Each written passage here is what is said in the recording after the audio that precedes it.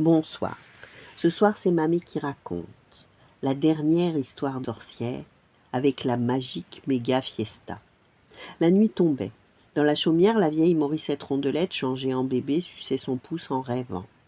8 de ses chats, endormis, se pelotonnaient sur le tapis. Ils avaient rapporté les ingrédients de l'antidote qui sauverait leur maîtresse. Quant à la petite sorcière Abella, elle somnolait au fond d'un fauteuil.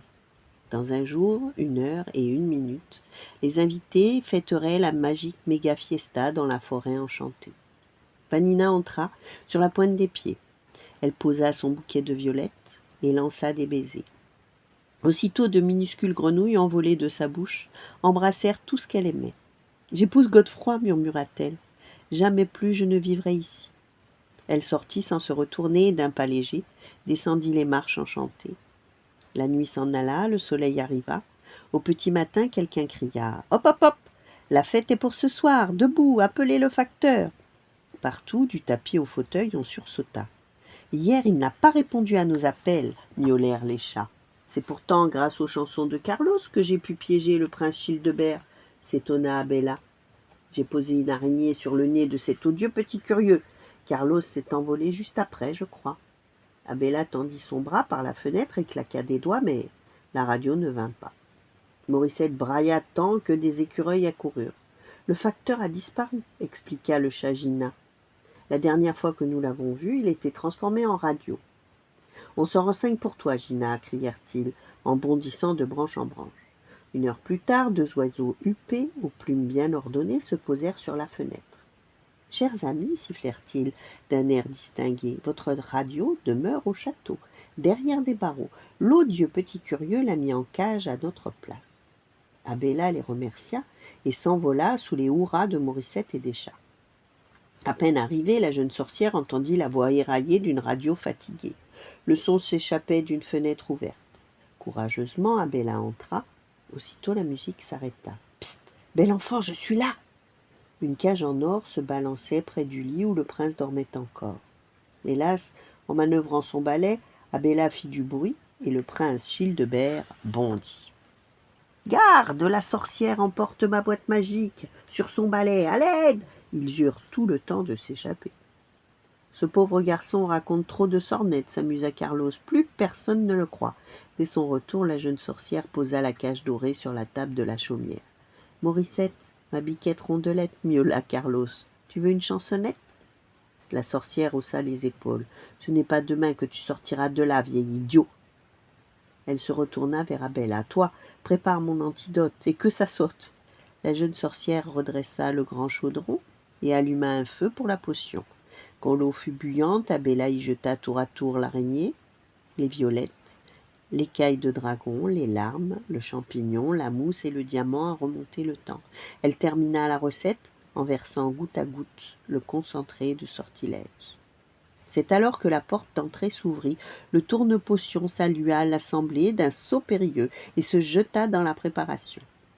Bientôt des bulles s'échappèrent du chaudron, la cuillère magique remua de plus en plus vite et fit jaillir un bol rempli d'antidote. « Bois, Morissette !» murmura le récipient en fumant. Morissette avala tout, gorgée après gorgée. Alors, 10, 30 chandelles bondirent des flammes.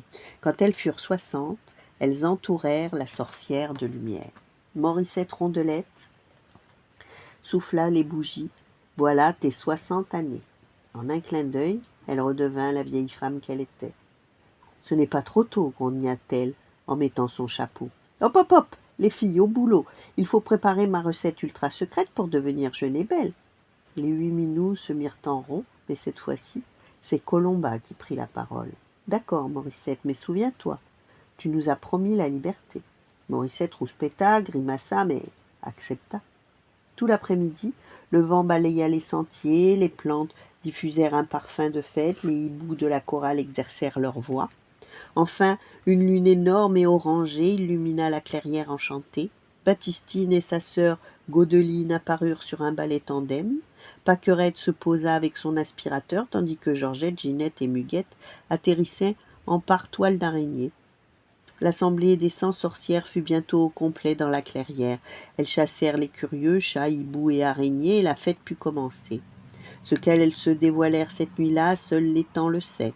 Les inventions de sorcières sont des secrets. Toujours est-il qu'un hurlement retentit au petit matin. « J'ai gagné! Le trophée de la meilleure Magic Mega Fiesta Sorciera est pour moi !» Folle de joie, Morissette fit 3 fois le tour de la forêt, comme une fusée. À peine calmée, elle s'arrêta chez elle et ouvrit la cage dorée. « Pourquoi me libères-tu » demanda Carlos. « Laisse-moi deviner. Tu as goûté à l'extrait de bonté ?»« Oui, tout juste, » exclama Morissette. « Mais je l'ai recraché, Berk. Tabata voulait remporter le trophée avec ça. » Morissette alla pourtant s'asseoir. « Je me sens bizarre, comme si je souriais en dedans. »« C'est du joli, » s'amusa la radio. « Devenir gentille, à ton âge. » Morissette prit une voix douce. « J'ai réfléchi, Carlos. Tu es mon seul ami. Plus de méchanceté entre nous, c'est promis. » Elle se leva et tendit les mains. Abracadabra, Carlos, apparais-moi.